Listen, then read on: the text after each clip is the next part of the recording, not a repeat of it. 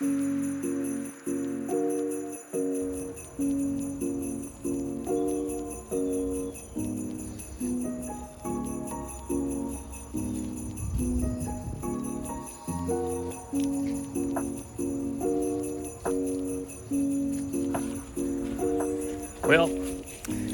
I had this idea.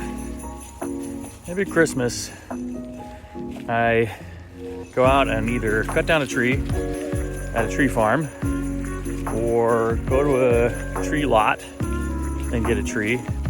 And that's fun, and you get this beautiful smelling tree and it goes in your house and you decorate it, and then it dries out and is dead and you have to get rid of it, and it leaves needles everywhere.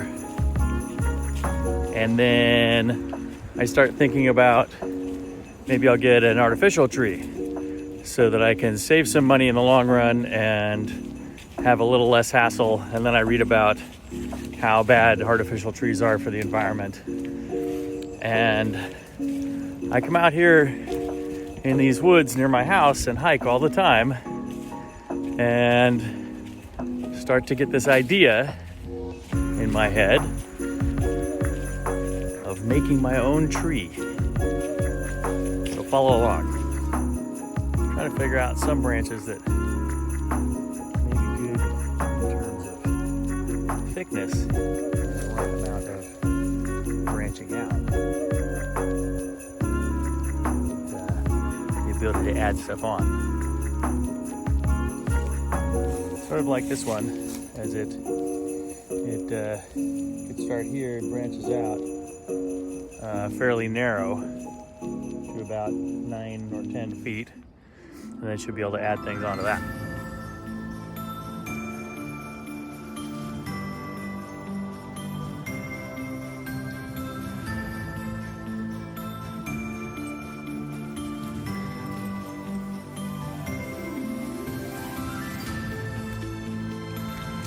I got some other branches that I've picked and set aside during a few of these hikes. These are just struck me for whatever reason. Give me something to work with and get started.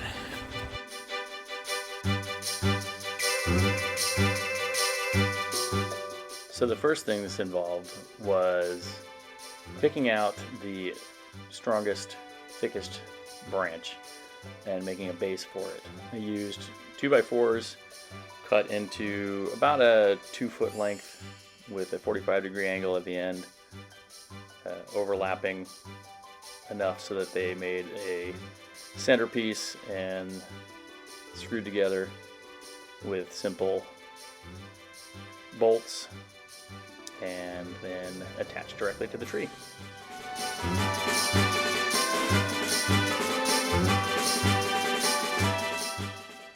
Then the really fun part was figuring out which branch went where and how to attach it to the main trunk, as it were.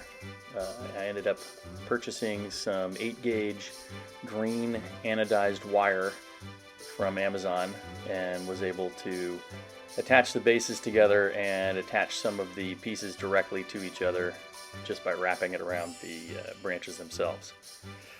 The fun part was then, once I did that in the garage, I had to disassemble it to get it back into the house, of course, because it is fairly large, as you can see, and wider than a doorway.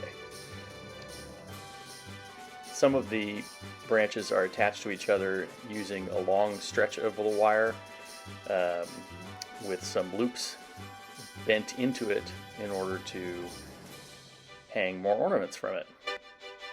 But once it was disassembled, I could bring it into the house with just the main trunk and the stand in place. And you can see once I get into the house, there's some reassembly involved. And to be honest, I'm not sure it was the same assembly I did in the garage, but it seemed to work.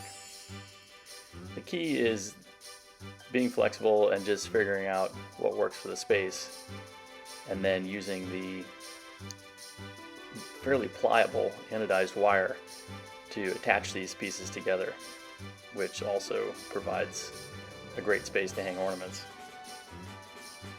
I put basic lights on the main trunk, secured in place, and then added more lights into the smaller branches. These are basic LED lights with a white wire. Once we got the lights all established, then it was a matter of just adding decorations. It's funny because the garland that we put on ended up sort of giving this tree the impression of inversion, like an upside down tree. But it kind of brought it together very nicely. The star on the sort of top is a LED sparkle star that plugs directly into a strand of lights that I got at Target. That's probably the most expensive part of this tree.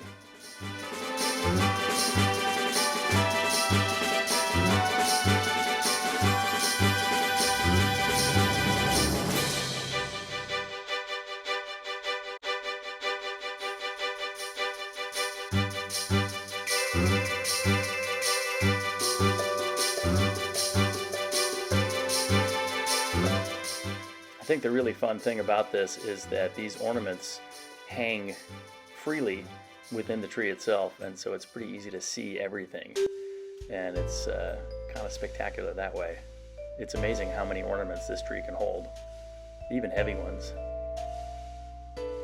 Anyways, Merry Christmas. If you decide to make one of these yourself, I'd love to see a picture of it.